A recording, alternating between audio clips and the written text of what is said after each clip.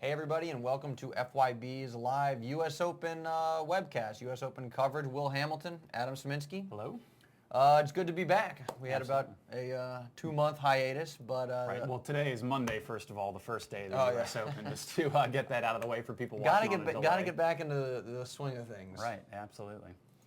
A lot of matches. So I guess the format, with the French and Wimbledon, or I guess we didn't do this for the Aussie Open, but we're actually broadcasting during the tournament now. The matches aren't all completed. Right. So we're watching, I guess, Stoser's on TV right now. So I'm not exactly sure how this is going to play out necessarily over the course of the tournament. We'll preview some matches, recap others. So we'll see how that goes.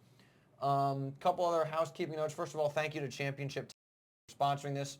Hyperlink right below this video player. So if you're getting tickets to the U.S. Open, other tournaments, do it through them. We are going to be up there we're going to be up there Labor Day weekend. Labor Day weekend, right. Saturday, Sunday, and Monday. So if you see us wandering around, please come say hello. And then we will be, if you've gotten tickets through Championship Tennis Tours, next Thursday, we'll be in New York at one of their events. So please join us there as well. The other final piece of housekeeping is we have the first video, I guess you could say, in a 3-video course about becoming a digital tennis player. Basically means how do you utilize the web, leverage the web to improve.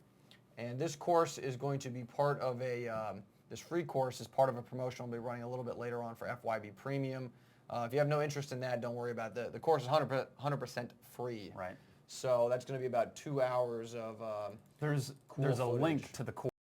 Right above this video. And right below. It's 2 hours long of really, really good strategic knowledge, like stuff that you really need to know if you want to play at a high level. And we actually go over these strategic concepts, and then we actually are going to show you some real pro points with Federer, Nadal. I'm excited for that. Anna Ivanovic, Kim Clijsters. We have real pro points that we are going to break down and show you how the players think about strategy and what is going through their head as they out a point, and how they decide to hit what shots they end up going to hit. And we'll obviously relate it to how y'all can implement the exact same strategies and tactics, and maybe talk about a situation that would be a shot a rec player wouldn't want to hit. In this similar situation, you might want to do this this instead, because we're mortal, the pros aren't. So. I always seem to be able to pull off that down-the-line reverse forehand, though, just on the dead run. Well, I never have a problem with it. You hit it great. It just goes in the fence before bouncing. So. Right, yeah, no, absolutely. All right, well, let's move on to day one. I don't know how much do we want to say about the matches today. I think they're sort of going as expected. Let's do a recap. Why don't we clip over? First of all, let's clip over to the computer screen, because I want to see this is a new computer.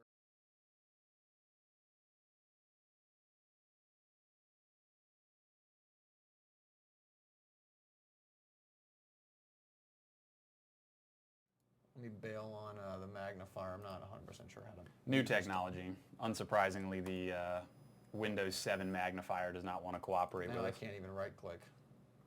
Sweet. Lovely. All right. Well, I'll Alt-Control-Delete this. There it is. All right. Cool. So. Right. All right. Good. I think we're working now. Okay. Well, I'll clip back over to the computer. So over.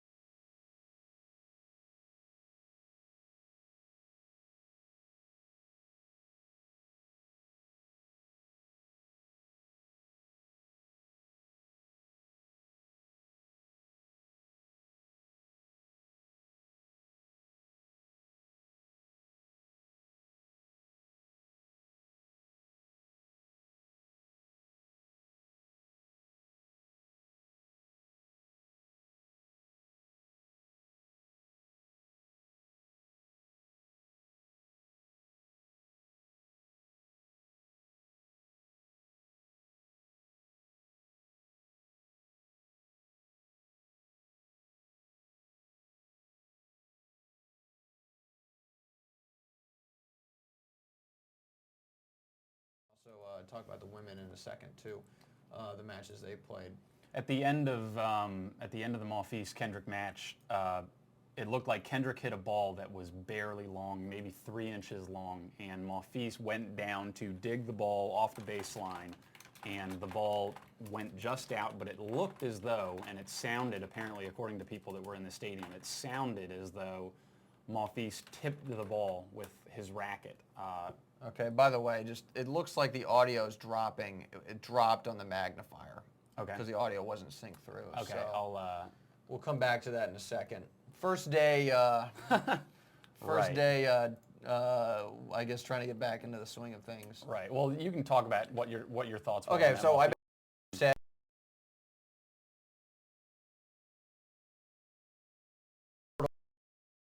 he was up 2-0, and then started had maybe a mental lapse there, went 5, and then he righted the ship, and that was important win for Soderling, but also important because that's the same quarter that Federer is in. So a guy who has a good or a decent shot at beating Fed is a guy like Soderling, or is a guy like Berdych outside of the Djokovic's or the obviously Rafa or Murray. A guy who's a big hitter and can really take it to Fed. So that was okay. Eric is giving us comments on yeah, the audio our should be stream. fixed now on the computer screen. What's up, Gene? Good to have you back. So I think we'll see how Soderling plays out. Whether or not he keeps his levels inconsistent, because that quarterfinal match would be a fun one to watch. I do think Federer would get through in that. Obviously, we haven't seen how these guys play yet, but Federer's been looking good. We'll try and come back to the old screen real quick. All right. Let's just clip back, test it. I'm going to say something clever right now. Good. Penn State University. We're good. For a bunch of losers. I'm saying that because Eric in the chat, one of our admins, he goes to Penn State, so I have to give him a hard time. Works now. Good. We hear you as one. All right. Well, good. Why don't we actually go through the women's matches? Okay. Back to the computer screen. Well, I didn't want to start talking before we went through all this stuff. Udan, total domination, 3-0. Clijsters got through. Hantakova beat Safina, and Safina's really sort of, the wheels have fallen off the wagon. I feel bad for her. Schiavone got through and 1-0. Good to see she's playing well. She went out real early at Wimbledon.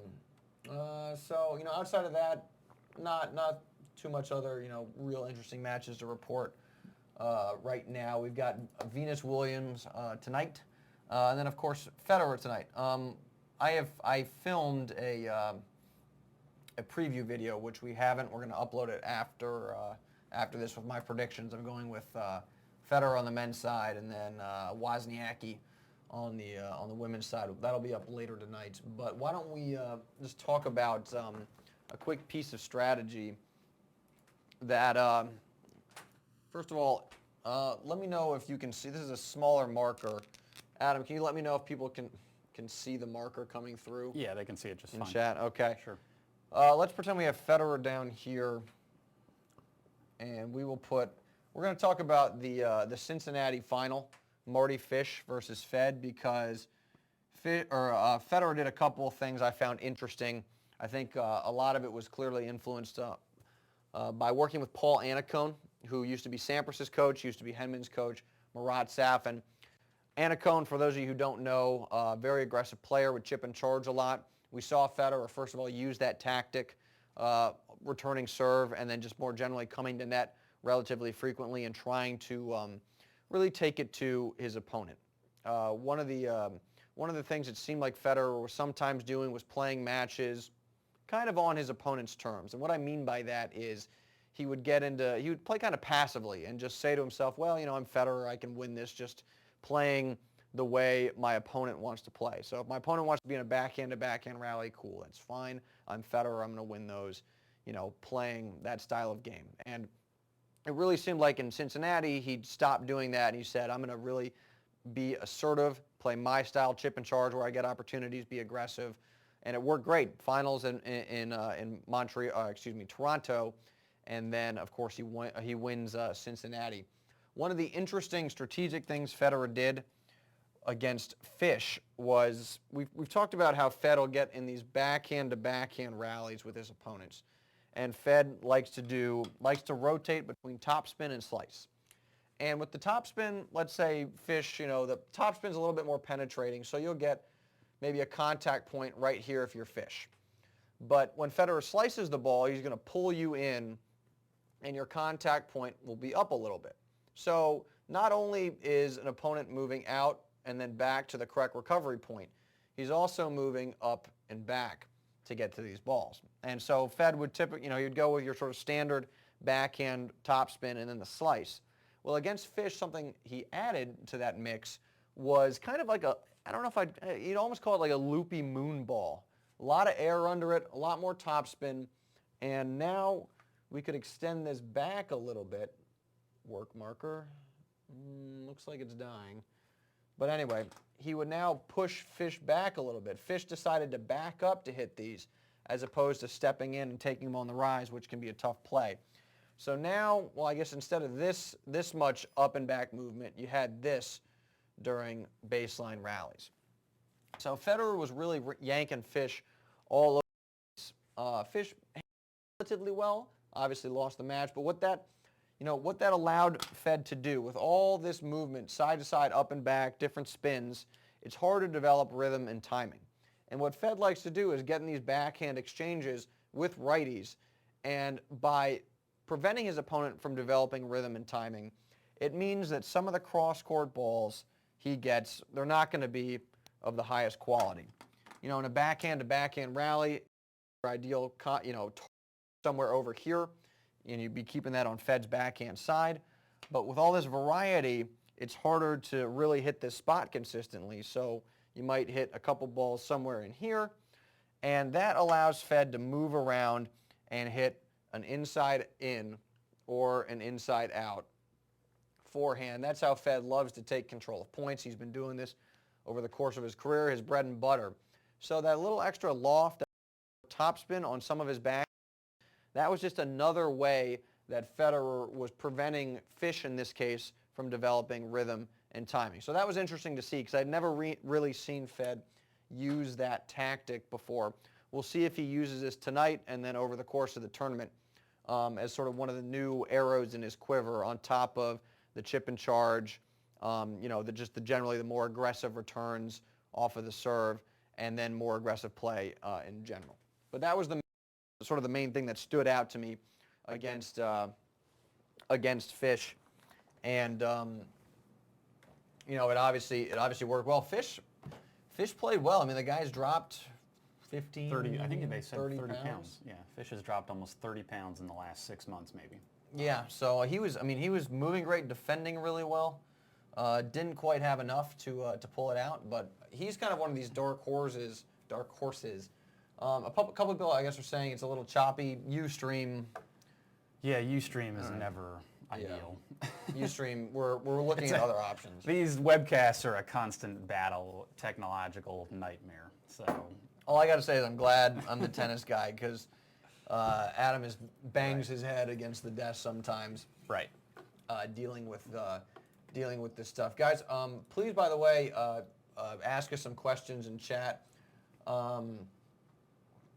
Would I say that Federer's backhand slice is his best shot?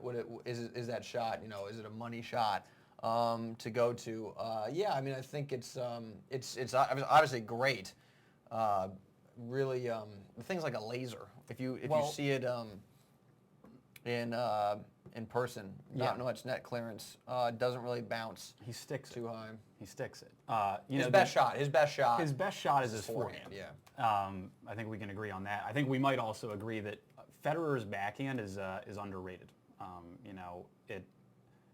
It's certainly not the best backhand on tour, but that might go to like Andy Murray or someone like that currently on tour. Yeah, I mean Murray's. Gasquet has an amazing backhand. Yeah, but he doesn't ever break high enough to really let it shine. The droid is going crazy over there. What I was going to say was, though, that Federer's slice backhand, what makes it so devastating is how he uses it to set up the forehand. It's not that the backhand itself is just so amazing. Mm-hmm. It is a good shot, So, yeah, it's a great shot, but not offensively. Strategically, how he uses it is really devastating. Yeah, absolutely. And, you know, a guy like Murray, the clear way to exploit Federer's backhand is get it high into a strike zone or get him on the move. And Murray isn't as exploitable that way. You get the ball high in Murray's strike zone, he's going to be able to use those two hands and hit through it. Or you look at a guy like Rafa. Murray, this applies too. If you get them stretched out, they can use both hands to still drive through it in a way that Federer can't. So where Federer's gotten into trouble is where he's rallied cross court, and then someone like Berdych will move around and hit an inside-out forehand before Federer will, or Soderling will start hammering forehands at Fed's backhand, and he can't get out of that. It's very hard for him to neutralize when a guy's hammering ground strokes at his backhand. So that's why Soderling was able to beat him. That's why Berdych was able to beat him. That's why Rafa has had success, and that's how Murray's had success too. Now, in terms of Soderling, should they meet in the quarters, I don't think Soderling will be as effective with that strategy because we talked about in the past, Soderling likes to set up, have a lot of time, get through his strokes, and crack the ball. The hard courts are much faster than the clay, so Soderling's not going to be able to be set and take huge cuts with his big strokes like he could at the French. Ace high, Will Gasquet's backhand versus Haas's. Haas has got a great backhand, but I think Gasquet's is probably the best one-handed backhand on tour. When that guy's backhand is on, I always think back. I think it was fires winners from 10 feet behind the baseline with it. And I believe it was Roddick versus Gasquet, 2007 Wimbledon quarterfinal, which went to 5, and Gasquet was just hitting the most ridiculous backhand winners I've ever seen, just 10 feet behind the baseline, uncorking shots. So when he's on... He's done that against Federer, too. Gasquet, yeah. Well, Federer said his favorite player to watch is Gasquet. Yeah. That was a couple years ago, just because the guy's shot making. Gene, you're right. Safin did have an amazing backhand. We have some footage of him from Indian Wells 2008. No, 2009. Safin? 2009. The year that he retired. We have some footage of him. It's up on, I think we have it in Pro Strokes. Yeah, we might. In our Pro Stroke library there on up at the top. You go to Pro Strokes after the webcast is over. You can watch Safin's backhand from the back angle, which is right behind him. Yeah. Hitting some rallies. Status, we just talked about Soderling a little bit in terms of his chances against Federer. His match today was just sort of inconsistent. I mean, the guy lost the fourth set on an overhead where he didn't set his feet and he put it in the middle of the net. So early in the tournament, a lot of guys are kind of playing themselves, not only in terms of playing themselves into shape, not only in terms of their timing, but also mentally. And mentally, Soderling had a little lapse in there. And what round would he meet Fed? It'd be quarters.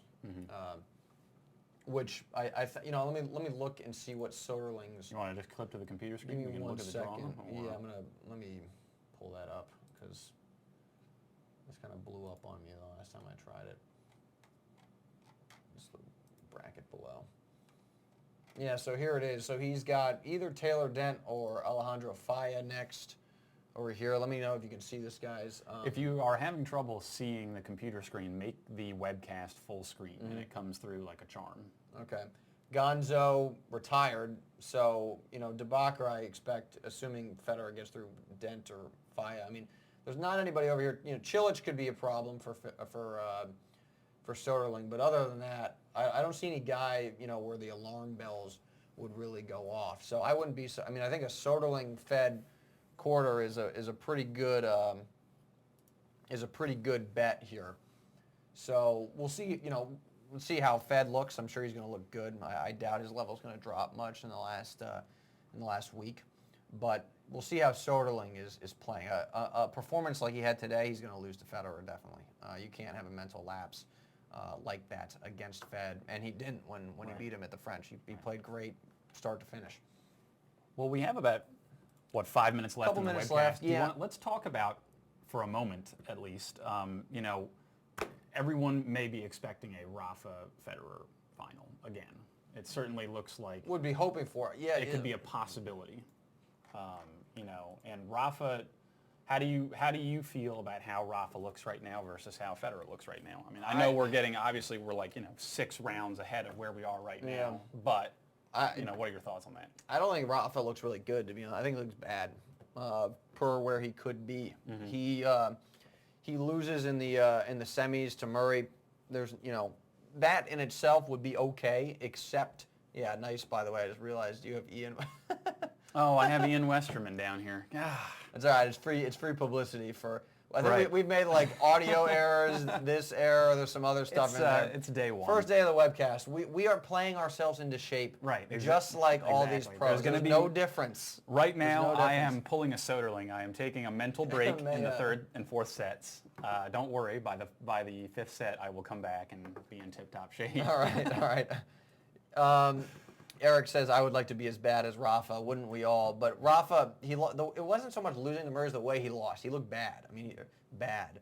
His return was shaky. He was struggling with the speed of the court. His return has always been sort of the area where it's not as strong as some of the other parts of his game. But the speed of the court, he really just wasn't getting a hold of as many returns as he normally does. The crazy thing, like when you think about it, is that if Rafa worked on his return game, I mean, the rest of his game where he can just if he can just get the ball back in a decent manner, then he can grind out any point with the best of them. I mean, he has one of the best chances of anyone of neutralizing a rally and then getting on offense if he can just get the ball, back on the return in a decent way. So it's surprising, that his return game is sort of gone. Well, it's part of it is on his forehand. His forehand return is worse than his backhand because the backhand's more linear. Forehand, he's got a very vertical swing path. So the timing, if you combine a fast court with timing not being all there, it's going to be hard to get a lot of returns in and get them deep and get them in a situation where you're not on defense the rest of the point. There's that. His backhand also looked shaky. Off. I mean, he was just making errors where he normally doesn't. And then losing to Baghdadis at Toronto, that in a way is a little bit more of an alarm bell than Murray. Because Murray can play aggressive and take it to Rafa on a hard court. In Toronto, he's did at the Aussie Open, did at the U.S. Open a couple years ago. Baghdadis doesn't have any big weapons. He's a good player, but he's not the type of player that should give Rafa a lot of trouble. He's going to make Rafa hit a lot of balls, but Rafa doesn't have any problem with that. It's where you hit big. That's the issue there for Rafa typically. So that loss is sort of more of a question mark for me. Rafa's got Gabashvili in the first round. Either Maximo Gonzalez or Dennis Istomin, who Federer took out pretty easily, who retired actually against Federer in Cincy. So there's you would assume, and then there's Kohlschreiber potentially in the third round. So let me clip to the computer screen real quick, and we'll just look at that draw. Yeah, here it is right here. Here's Rafa, Gabashvili, and then assuming Rafa gets through, he'll play either Gonzalez or Istomin. Donald Young, Simone. Simone, if he's playing well, and is kind of like Baghdadis, is going to make you hit a lot of balls. So if Simone's on point and Rafa's not quite there, that might be an issue. Kohlschreiber has had decent success against Rafa, and what I mean by that is Rafa always kind of has a tough time, but he gets through. So there's, it's definitely a question mark. We'll see how. I think in the next couple days we'll figure out where Rafa's at if the return is okay and the backhand is dialed in more, then it might not be as much of an issue. But I'd be concerned. The speed of the court. And Rafa's never been super comfortable at the U.S. Open. It might be a problem. Yeah. Ace is asking, is there a question? Are we giving away a prize today? Not today. I'm working with Tennis Express. We're kind of talking about what we have to give away. So not today, but possibly in future in the next. webcasts. Yeah. Did we play any tennis this summer? Hi, Chris. We did. Or I did. Yeah, we hit on Saturday. Yeah, we've been out hitting a couple times. Not as much as we like, but at least not as much as I'd like. Playing tomorrow after the webcast with a buddy of mine. So a little bit, but it's we actually don't play. I don't play as much as you might expect because with the FYB it's just busy as a bee. Yeah, I FedEx. You missed my prediction. I think Federer's going to win on the men's side. Wozniacki on the women. We have a video we're about to render and upload that will have that in there. But do I volley? I do in fact volley. He can in fact hit a volley. I sometimes will come to net, but I would classify myself as a baseliner. So the last thing, I guess, do we want to talk about this course again? If you guys missed it at the top of the video, the number one thing is we are releasing another free course for you guys to watch. This one is over 2 hours of material on strategy, and it's actually really awesome. You're going to get to see some real pro points and get inside the pros' heads. So definitely check that out. There's a link to it above this video, and then there's a post below this video that both of those links, will take you to sign up for the course. Definitely get a hold of that. Yeah, that course, we talked about it briefly. We're going to actually be looking at real pro points. We're going to look at Federer playing Ljubicic, Nadal playing Robredo, and Clijsters Ivanovic playing each other. And this first video in the series, which you can get right now, is going to lay out some strategic concepts, and then we're going to show you how those concepts are being applied by a guy like Federer, and so on. So that's going to be really neat. We've started filming the second video. I think it's going to be really cool. So stay tuned for that. Yeah. With that in mind, we are at 5:30 tomorrow. 5:30. Tomorrow 5. Yeah, 5. Excuse me. 5 p.m. tomorrow. 5 p.m. tomorrow. This weekend, Saturday, Sunday, Monday, we won't be doing a webcast because we are going to be at the U.S. Open. So, wandering around, if you were, please come up and say hello. But I'll be on Twitter or something, perhaps. We'll see. I'll tweet some stuff. Right. But with that in mind, we are going to sign off for now. But we'll be here tomorrow. Probably have a little bit more to talk about tomorrow because there'll actually be some matches, specific matches under our belt where we can talk about the strategies and tactics. Today was a little bit, just first day getting into it. Sure. We might actually and tomorrow have I won't be in graphics that Westerman. I'm going to be Adam Sminsky tomorrow. So make up an alternate. Yeah, absolutely. All right. Well, with that in mind, we're going to think of a nickname for Adam and come up with it. But until then, we'll see you tomorrow at 5 o'clock. All right. See you guys.